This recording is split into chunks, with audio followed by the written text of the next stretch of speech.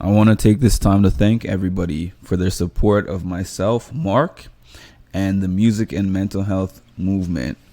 Please take this time to like, comment, subscribe, and hit the notification bell to get notified of when I drop some more great content. Thank you. Hi, everybody out there. Welcome back. It's your boy Mark of MMH Movement. Thank you for your support.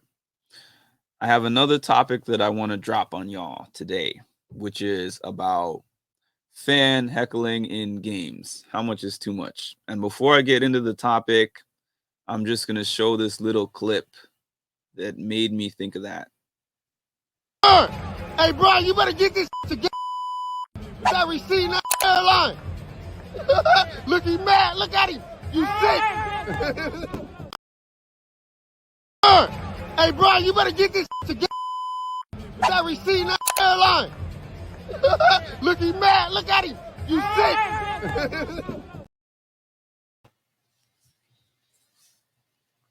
I got to be honest. There's a lot of different things that I think about in this scenario. So we're all people who do regular jobs.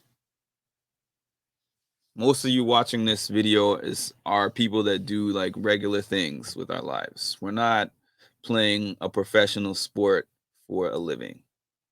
They are. So they get millions and millions of dollars to train, to eat a certain way, to compete a certain way. They get a good lifestyle that comes with it, but they also get things like this. Now, if you're asking me personally how much I think is too much, I think that you pay good money for those tickets. I think that was at Staples Center, as a matter of fact. You pay big money to be sitting where that guy was sitting. And sometimes it's probably a couple of weeks or a month's salary just to be able to afford that ticket or more. If you're not some big corporate mogul or some celebrity or something, you sacrifice to get to those games. So I think that you should definitely be able to talk trash. I think you should definitely be able to talk trash to the players, whether you think they're good, whether you think they're bad. But I do think that there should be limits. I don't think that you should be able to just yell anything to them that you wouldn't be willing to say to their face if they were in your face. That's my whole thing. It's the same thing like what I say about my etiquette on YouTube. I'm like, sometimes I'm going to say things that people like, and sometimes I'm going to say things that people don't like, but I'm always going to say things that I am willing to stand behind. And that's the one thing that I don't like about this generation of fans. These fans are willing to say anything.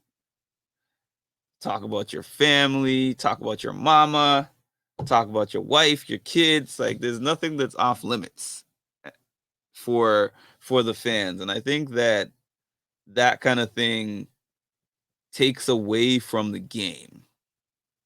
Because the fact of the matter is, if you're talking to a LeBron James or you're talking to a Kevin Durant, Giannis, you're talking to I don't know, Kyrie Irving, whichever player,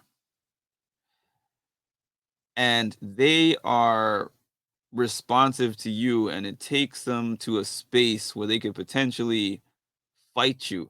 First of all, what happens if they fight you?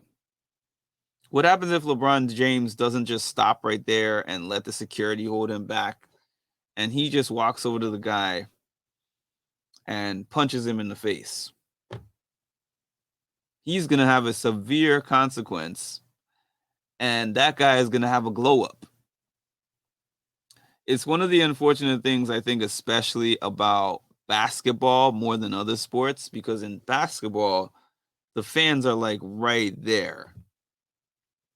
The fans are right there. Y'all saw Malice in the Palace. The fans are right there.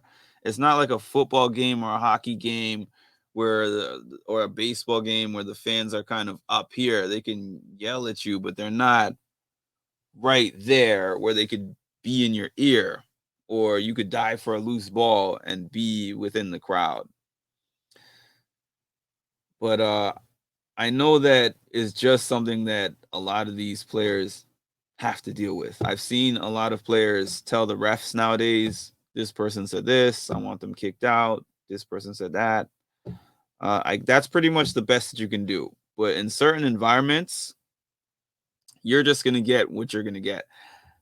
I have told you guys plenty of times about my experience going to the arena in Philly. I have just told you guys the types of things that they said to me in that Philly versus Toronto game. I didn't even get into the things that they were saying to the players, the fans, the things that the fans were saying to the players. Wow. But yeah, if it were me, if I was one of the players, I think that I would just have to figure out how to best manage ignoring these people, because the most dangerous person on the planet is someone with nothing to lose. And I feel like even in my small environment where I have done this YouTube page and everything like that, people have said things and I'm like, where is this energy coming from? But it could be coming from wherever they brought it from. It's the energy that they're going to have on the comment section. It's the energy they're going to have at work. It's the energy that they're going to have in their life, period. So you do have to develop a thick skin. And also, I think sometimes those comments sting a little bit more when you're losing. When you're winning, you can kind of ignore a comment or two, but when you're losing, it feels worse. They should just let you do what they did back in the day.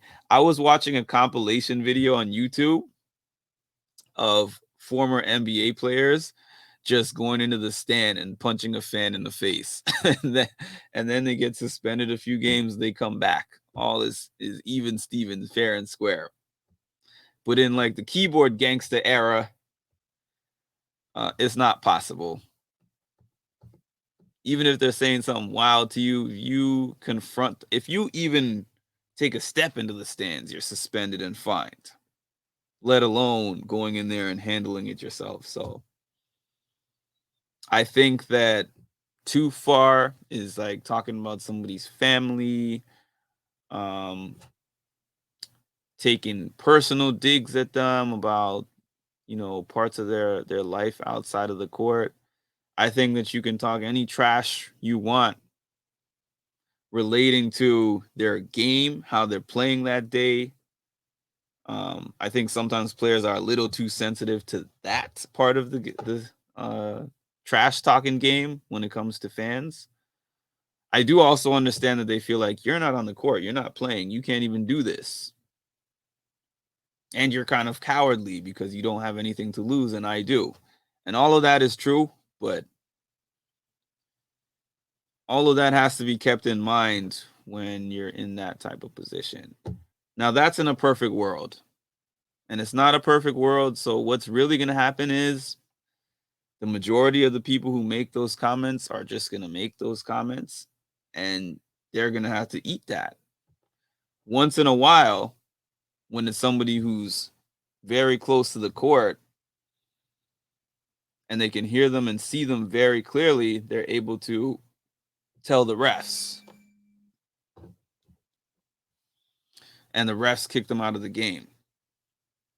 But most of the time, they have to grin and bear it. So that's my comment on how much is too much for fans and trash talk in sports.